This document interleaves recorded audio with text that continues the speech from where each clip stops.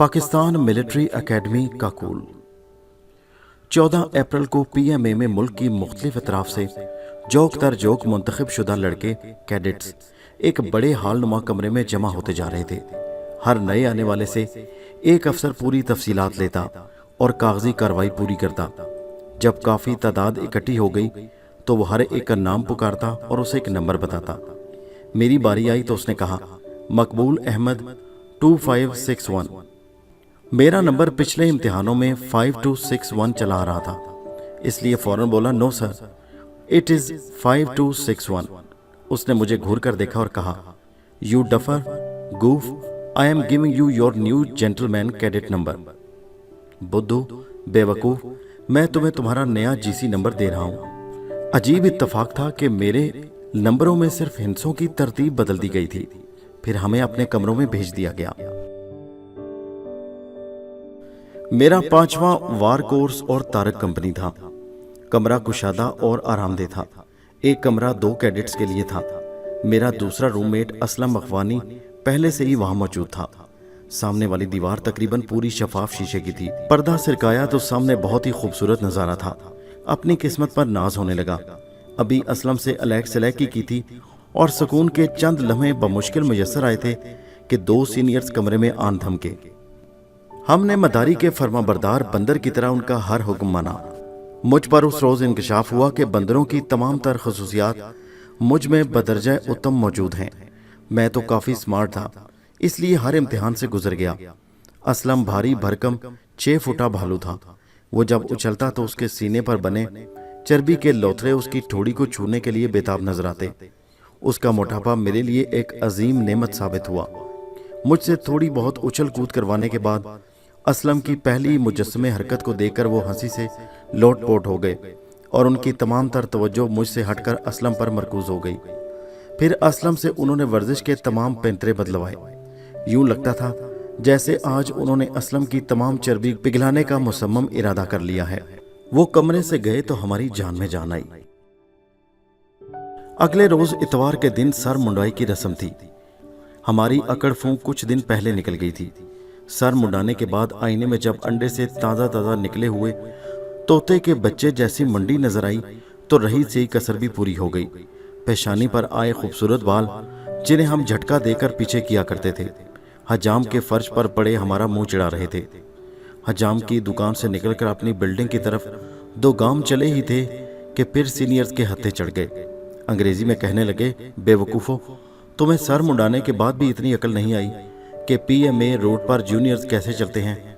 फिर क्या था, हम सड़क पर कलाबाजियां खाते खाते बिल्डिंग की सीढ़ियों तक आए। बाद दोपहर मैंने बहुत से कैडेट्स को जल्दी जल्दी PMA के मेन गेट की तरफ जाते देखा तो उन्हीं की तरह सूटिड बूटिड होकर बड़े एतमाद से उसी सिमत चल पड़ा। गेट से बाहर वो बस में बैठे तो मैं भी सवार हो गया। एबटाबाद पहुंचकर एक ग्रुप के पीछे चल पड़ा। वो सामने एक आइसक्रीम की दुकान, गालिबन उसका नाम मोनालिजा था, में दाखिल हुए तो मैं भी अंदर चला गया। टूटी फ्रूटी आइसक्रीम मज़े ले लेकर खाई और दिल पिशोरी करने के बाद वापस PMA आ गया। मेरा रूममेट बहुत हैरान था कि मैं इतना बड़ा कारनामा करके सही सलामत कैसे नजर आ रहा था। शाम को बड़े ग्राउंड में हाजिरी परेड हुई। एक एक का नाम पुकार कर हाजिरी लगाई गई। शायद वो ये यकीन करना चाहते थे कि नए रंग रूट्स में से सीनियर्स की दुर्गत के बाद कितने भाग गए और कितने बाकी बचे हैं। बहरहाल हाजिरी के बाद पूछा गया, PMA गेट से बाहर तो किसी ने कदम नहीं रखा। मैं फौरन अपनी कितार से एक कदम आगे निकल आया। उसके इस्तफसार पर मैंने तमाम रुदात सुना दी। वो हजरात बड़े हैरान थे कि मैं पकड़ा क्यों नहीं गया और टूटी फ्रूटी खाकर सही सलामत वापस अपने कमरे तक कैसे आ गया। फिर कुछ यूं गोया हुए कि तुम्हें सजा तो बहुत सख्त मिलनी चाहिए, लेकिन तुम्हें इसलिए माफ कर रहा हूं कि तुम खुद ही ईमानदारी से बाहर निकल आए और तुम्हें किसी ने चेक भी नहीं किया था। फिर उसने सबसे मुखातिब होकर बताया कि सैल्यूट टेस्ट पास किए बगैर PMA गेट से एक कदम भी बाहर रखना यहाँ बहुत बड़ा जुर्म तस्वर किया जाता है। जो सीनियर्स हमारे कमरे में अक्सर हमारे कसबल निकालने आया करते थे, उनमें से एक बहुत भला आदमी था। वो बगैर कोई रगड़ा दिए गपशप लगाता और वापस चला जाता। एक रोज शाम को आया तो कहने लगा, चलो मैं तुम दोनों को सिनेमा में द लॉन्गेस्ट डे फिल्म दिखलाता हूँ। हमने अर्ज किया कि रास्ते में बहुत से शिकारी होंगे। ہمیں وہاں تک پہنچنے کون دے گا؟ اس نے سینہ ٹھونک کر کہا، میں جو ہوں، میرے ہوتے تمہیں کوئی کچھ نہیں کہے گا۔ حکم عدولی کی کوئی گنجائش نہ تھی۔ جھٹ پٹ تیار ہو کر اس کے حصار میں ساتھ ہو لیے۔ راستے میں کوئی ہماری طرف بڑھتا تو وہ ہمیں یہ کہہ کر بچا لیتا، دے آر ود می۔ بخیر و عافیت منزل مقصود تک پہنچ جانے پر ہم دل ہی دل میں بہت خوش تھے۔ اس بھلے آدمی نے ہمیں سینما کے آداب کے بارے میں سمجھا دیا تھا کہ سیٹوں کے دائیں بائیں بنے ہوئے راستے پر چلتے ہوئے خالی سیٹ کا انتخاب کرنا ہے۔ تم دونوں کو اکٹھی خالی سیٹیں ملنا مشکل ہے، اس لیے جو بھی پہلی خالی سیٹ نظر آئے اس پر جا کر بیٹھ جانا۔ راستے میں آنے والے ہر شخص سے ایکسکیوز می کہہ کر گزرنا ہے۔ بالکل خاموش اور سیدھے بیٹھنا ہے، خسر پھسر بھی نہیں کرنا، گردن دائیں بائیں نہیں گھمانا، وغیرہ وغیرہ۔ میں نے اس کی ہدایت پر مکمل عمل پیرا ہوتے ہوئے ایک خالی کرسی تاڑی اور جا کر بیٹھ گیا۔ فلم ابھی شروع ہی ہوئی تھی، یعنی ٹائٹلز وغیرہ چل رہے تھے کہ یکدم کسی جانب سے روب دار آواز گونجی، تمام جونیئرز کھڑے ہو جائیں اور باہر نکل آئیں۔ All juniors get up and come out. جب ہم سب باہر آئے تو بتایا گیا کہ کسی جونیئر نے گردن گھما کر پچھلی سیٹ والے جونیئر سے کچھ کہہ دیا تھا، جو کہ وہاں ناقابل معافی جرم تھا۔ ہم 6-7 جونیئرز کو کبھی کرولنگ، جو زمین پر لیٹ کر کوہنیوں کے بل گھسٹ گھسٹ کر آگے بڑھتے ہیں، اور کبھی کلابازیاں کھلا کر اپنی اپنی بلڈنگ تک لایا گیا۔ وہ سینئرز جو ہمیں ساتھ لے کر گیا تھا کہیں نظر نہیں آیا۔ دا لانگسٹ ڈے فلم ہمارے لیے دا لانگسٹ ایوننگ، یعنی طویل ترین شام ثابت ہوئی۔ ایک بار پریڈ گراؤنڈ میں اکڑ کر کھڑے تھے۔ بندوق ہاتھ میں ہو تو سلوٹ کیسے کیا جاتا ہے، بس اسی کی بار بار پریکٹس کی جا رہی تھی کہ مجھے چھینک آ گئی۔ میں نے روکنے کی بہت کوشش کی، لیکن یہ ایک ایسا عمل ہے کہ جتنا زیادہ روکنے کی کوشش کرو اتنی ہی زیادہ زوردار چھینک آتی ہے۔ میرے ساتھ بھی کچھ ایسا ہی ہوا، بہت زور کی چھینک آ گئی۔ کمپنی حوالدار میجر کی شکرے جیسی نظر جیسے ہی مجھ پر پڑی، اس نے ادھر سے ہی چیخ کر کہا، مقبول صاحب، نیچنگ آن پریڈ 3 ایکسٹرا رول کال، یعنی لگاتار 3 دن رات کے مقررہ وقت پر ایک مقررہ مقام پر مجھ کو 1 گھنٹہ کے لیے حاضری دینے کی سزا مل گئی تھی۔ ہمارے ایک سٹاف حوالدار بہت دبلے پتلے تھے، لیکن ان کا قد 6 فٹ اور چہرہ ایسا تھا جیسے کہ بیک وقت دونوں اطراف سے تھپڑ مار کر چپٹا کر دیا گیا ہو، اور ناک کچھ ضرورت سے زیادہ ہی باہر کو نکل آئی تھی۔ ناک سیدھی بھی نہیں تھی بلکہ گھوڑی دار تھی، یعنی درمیان سے کوہان نکلا ہوا تھا۔ کسی بے انتہا عقل مند کیڈٹ نے اس کا نام اس کی جسامت کے عین مطابق شیونگ سٹک رکھ دیا تھا، اور وہ کچھ اتنا مشہور ہوا کہ اس کا اصلی نام شاید ہی کسی کو معلوم ہو۔ اس کا ذکر خیر ہمیشہ شیونگ سٹک کے نام سے ہی ہوتا تھا۔ سٹاف کو بھی پتہ نہیں تھا کہ انہیں کیڈٹ کس نام سے بلاتے ہیں۔ میرا ایک ساتھی کیڈٹ بہت ہی تیز ترار تھا، شرارت اس کی رگ رگ میں سمائی ہوئی تھی۔ ایک روز اس کی اور میری ایک ہی دن رول کال تھی۔ ہمارے فوجی سامان میں کمر پر لگانے والے بیگ میں ایک لسٹ کے مطابق غالباً 15 چیزوں کا ہونا لازمی ہوتا تھا، جن میں سوئی دھاگا، ٹوتھ پیسٹ، چائے پینے کا مگ، سیفٹی اور شیونگ سٹک جیسی ضروریات کی اشیاء ہوتی تھیں۔ اس شرارتی کیڈٹ نے شیونگ سٹک بیگ سے نکال کر جیب میں ڈال لی تھی۔ ہم نے اپنی چیزیں اپنے سامنے دری بچھا کر سجائی ہوئی تھیں۔ سٹاف نے آ کر چیک کرنا تھا کہ سب چیزیں پوری ہیں کہ نہیں۔ اب اس کی دری پر شیونگ سٹک نہ پا کر سٹاف نے پوچھا وہ کہاں ہے۔ کیڈٹ واضح تھا کہ میری چیزیں پوری ہیں، اور سٹاف کو شیونگ سٹک کہنے کا حوصلہ نہیں تھا۔ وہ خود اس نام سے چڑھتا تھا، بس بیچارہ بار بار یہ کہے جا رہا تھا، سر آپ کی چیزوں میں اس کی کمی ہے، وہ کہاں ہے۔ تھوڑی تکرار کے بعد بلاخر تنگ آ کر اس نے کیڈٹ کو اگلے روز پلاٹون کمانڈر کی پیشی کے لیے کہہ دیا۔ جب اگلے روز کیڈٹ کو کیپٹن صاحب کے سامنے دفتر میں حاضر کیا گیا تو سٹاف سے پوچھا گیا کہ کیڈٹ کا قصور بیان کریں۔ سٹاف پہلے سے ہی اس سوال کا جواب سوچ کر آیا ہوا تھا۔ اس نے کہا کہ سر، ان کی چیزوں میں وہ چیز نہیں تھی جس کو شیو کرنے سے پہلے گیلا کر کے جھاگ بنانے کے لیے داڑھی پر لگایا جاتا ہے۔ کیپٹن صاحب نے الٹا اسی کو ڈانٹ کر کہا کہ لمبی چوڑی تشریح کرنے کی کیا ضرورت ہے، سیدھا سیدھا کہو کہ شیونگ سٹک نہیں تھی۔ پھر کیڈٹ سے پوچھا کہ شیونگ سٹک تمہارے سامان میں کیوں نہیں تھی۔ اس نے جیب سے ایک چھوٹی سی شیونگ کریم کی ٹیوب نکال کر میز پر رکھ دی اور کہا، سر میں نے آج تک کبھی شیونگ سٹک استعمال نہیں کی، میں ہمیشہ شیونگ کریم استعمال کرتا ہوں، اور یہی میں نے اپنی دری پر رکھی ہوئی تھی۔ شاید سٹاف نے اسے ٹوتھ پیسٹ سمجھا ہوگا۔ کیپٹن صاحب ایک بار پھر سٹاف پر برس پڑے کہ ان کیڈٹس نے کل افسر بن جانا ہے، जरूरी तो नहीं कि ये भी सिपाहियों की तरह शेविंग स्टिक ही इस्तेमाल करें। आइंदा जब चेक करो तो अपनी आंखें ठीक तरह से खोल लिया करो। इस कार्रवाई के दौरान जितनी बार भी शेविंग स्टिक के अल्फाज इस्तेमाल हुए, उतनी ही बार स्टाफ के चेहरे का रंग तब्दील होकर सुर्ख हुआ। और मेरा जाती ख्याल है कि कैप्टन साहब को पसे मंजर का बखूबी इल्म था और वो जानबूझकर बार बार शेविंग स्टिक कहकर खुद भी लुत्फ अंदोज हो रहे थे। पीएमए रोड पर किसी कैडेट को भी पैदल चलने की इजाजत नहीं थी। एक मकाम से दूसरे मकाम तक जाने के लिए आपको दौड़ कर जाना होता था और कमबख्त पीएमए वालों ने टाइम टेबल इस तरह बनाया होता था कि एक क्लास से निकलकर अगले पीरियड के लिए दूसरे क्लासरूम में जाने के लिए कम से कम 1 फरलांग दौड़ना पड़ता। किस्सा मुख्तसर, सुबह आंख खुलने के बाद सारा दिन दौड़ लगी रहती, किसी लम्हा सुकून नसीब न होता। यूं लगता था कि हम पैदा ही दौड़ने के लिए हुए थे। हम 6-7 जूनियर्स गपशप लगा रहे थे कि चंद सीनियर्स वारिद हो गए। सबका फर्दन फर्दन इंटरव्यू लेने लगे। पहला सवाल ये होता कि व्हाट इज योर फादर। एक ने बड़े फख्र से कहा कि उसके वालिद एक हाजिर सर्विस जनरल हैं। फिर क्या था, उस बेचारे की शामत आ गई। उसे बार बार एहसास दिलाते कि तुम्हारे वालिद जनरल हैं तो क्या हुआ, हमें इसकी परवाह नहीं, तुम्हारी अपनी अहमियत एक नन्हे कीड़े से ज्यादा नहीं।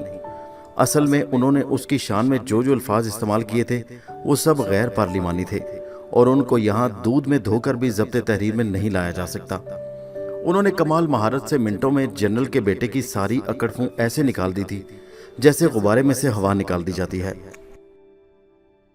मुझे ट्रेनिंग में आए अभी तकरीबन 3 महीने गुजरे थे कि एक रोज मंकी ब्रिज पर, जो कि जमीन से 10-12 फीट ऊंचा एक तना हुआ रस्सा होता है जिस पर उल्टा लटकते हुए बंदरों की तरह एक सिरे से दूसरे सिरे तक जाना होता है, हम लोग करीब करीब एक कतार में उल्टे लटके हुए आगे बढ़ रहे थे कि अचानक मुझसे अगले वाले कैडेट के भारी फौजी बूटों की एड़ी मेरे हाथों पर इतने जोर से लगी कि मैं किसी जख्मी परिंदे की तरह नीचे सीमेंट से बने हुए पक्के फर्श पर आन गिरा। चोटें तो इतनी शदीद नहीं थीं, लेकिन मुझे अपने कमरे में जाकर आराम करने के लिए कहा गया। कमरे में आए चंद मिनट ही गुजरे थे कि मेरे पेट में शदीद दर्द होने लगा। दर्द इतना शदीद था कि मैं फर्श पर लोट-पोट होने लगा और न जाने कब बेहोश हो गया। मेरा रूममेट आया तो उसकी इतला पर मुझे पीएमए के अंदर ही बनी हुई डिस्पेंसरी के बेड पर डाल दिया गया। डिस्पेंसरी से मुल्क डॉक्टर की रिहाइश थी।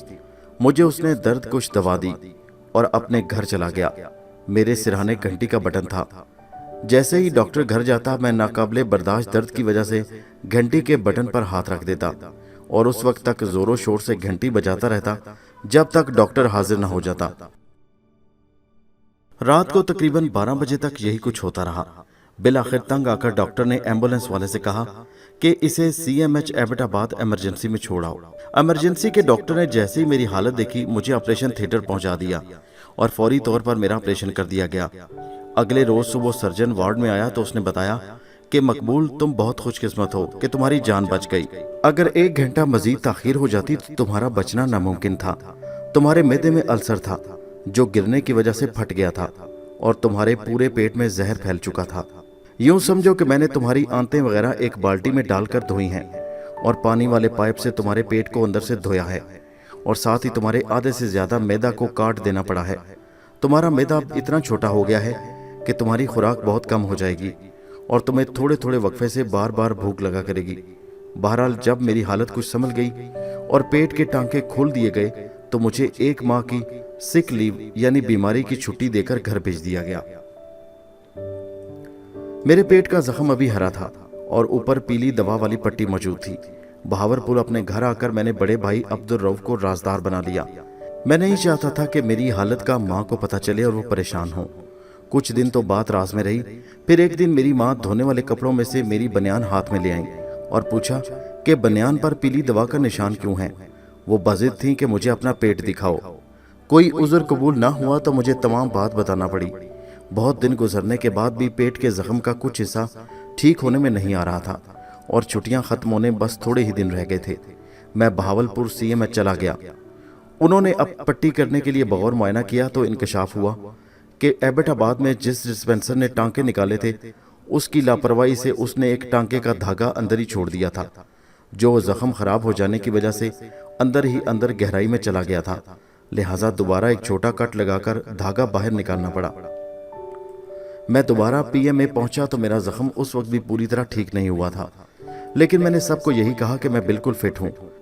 मुझे तिब्बी बुनियाद पर 5वें वार कोर्स से पीछे करके 7वें वार कोर्स में शामिल कर दिया गया। मेरे इल्म में ये बात आई थी कि सिर्फ एक दफ़ा पिछले कोर्स में करने की गुंजाइश होती है। अगर दूसरी दफ़ा कोई तिब्बी मसला हो जाए तो उसे मेडिकल बोर्ड आउट करके घर भेज दिया जाता है।